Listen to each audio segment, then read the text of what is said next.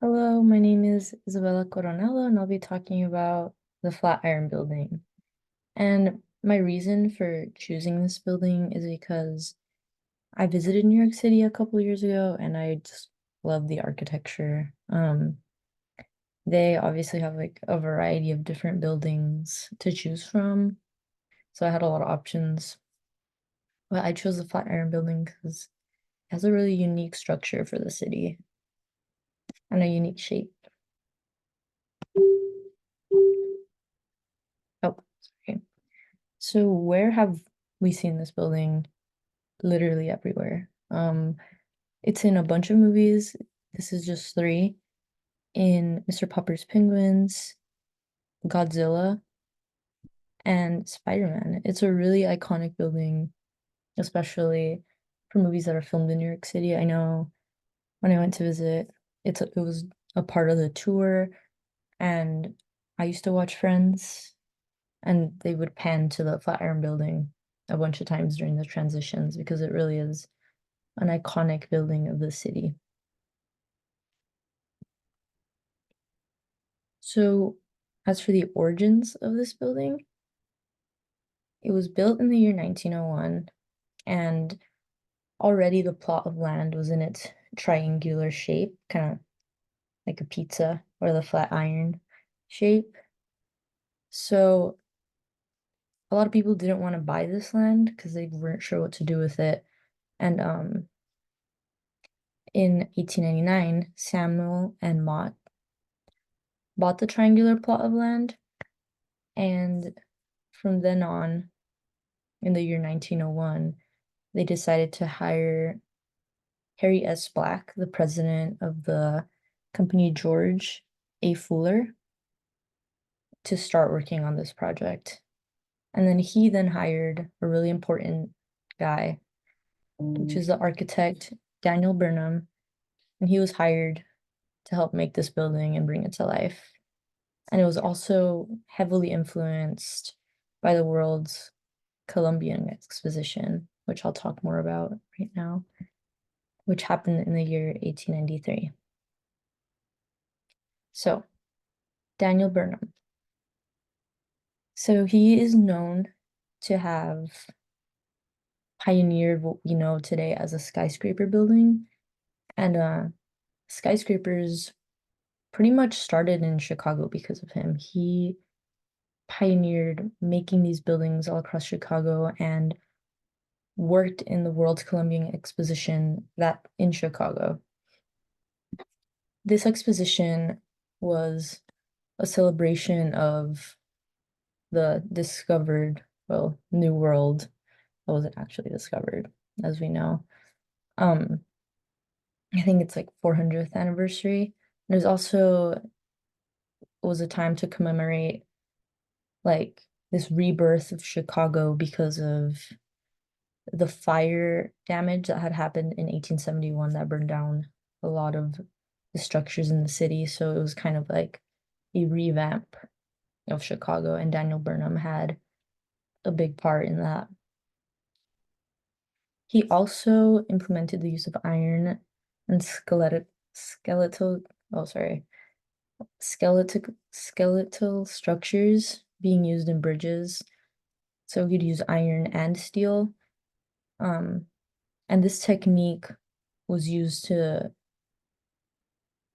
for buildings and also bridges, originally for bridges, and then it got implemented into making buildings with this structure, and it just made moving materials much faster and just speeded the building process overall. So building these skyscrapers um really high was much easier. So how was the Flatiron Building made? Architect Daniel Burnham, who we just talked about, took on the project with his partner in his like company, which also he also worked on a lot of Chicago buildings with him, Frederick Dinkelberg. And they essentially brought Chicago to New York City.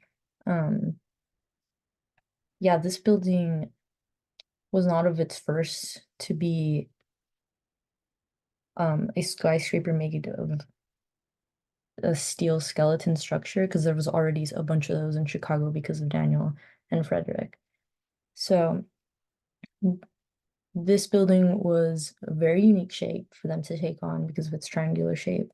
And they used materials such as a steel skeleton structure, limestone, and terracotta walling to make up the whole building. This took a year to make, and it was an innovation in steel structure because of how fast and how strong this material was. It was also fireproof, which is a huge, huge plus one because buildings do burn down. They have the potential to burn down.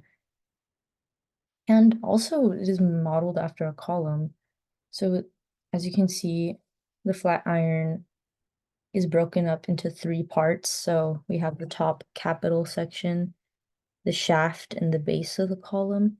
And this really was not received well at first. People did not like this one that it was so oddly shaped and its classical elements felt outdated, but it grew to be a part of its charm.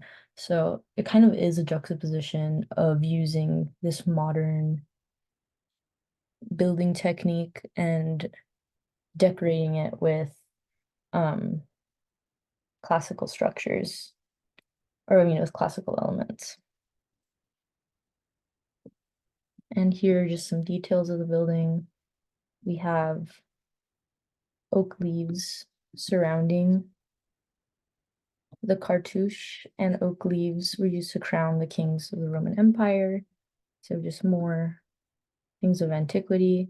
A cartouche was used in a lot of classical art and Egyptian heliograph heliographs. We have columns, arches, and then some mythological sculptures throughout this whole structure.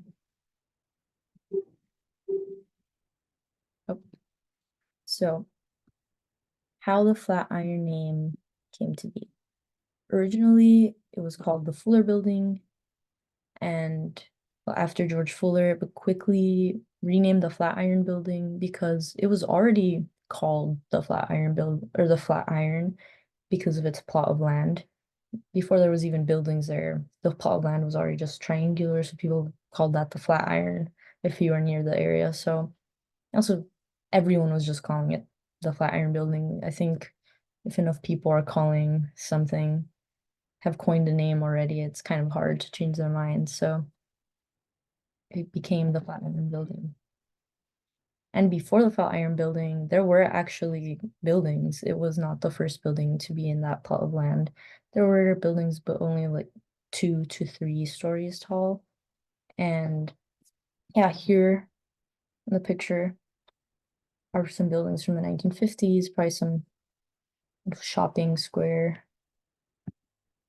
And where is it now? So the Flatiron Building was home to many publishing houses throughout the years, and it has been that way for a long time.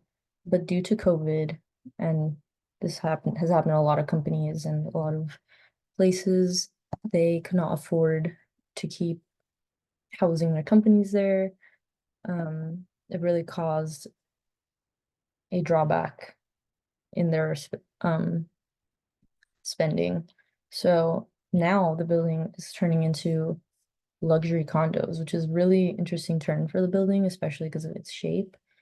Um, and it'll definitely be utilized because it's such an iconic building. To live in the Flatiron Building is sounds kind of crazy, which is really cool. There are still some companies under contracts to have their stores there, so T-Mobile will remain on the first floor of the building. And this is just kind of a new chapter for the Flatiron Building. And it's really exciting to see where it goes. I know it's really interesting to see like the span or the course a building takes throughout its years. So that'd be interesting. And these are the sources I've used for my presentation. I had such a great time researching this and looking everything up. at first I wasn't super excited to look up things. I don't know. I'm not the best at architecture, but then I really got invested in this building. I found myself really enjoying it. So I had a really great time. Thank you for listening.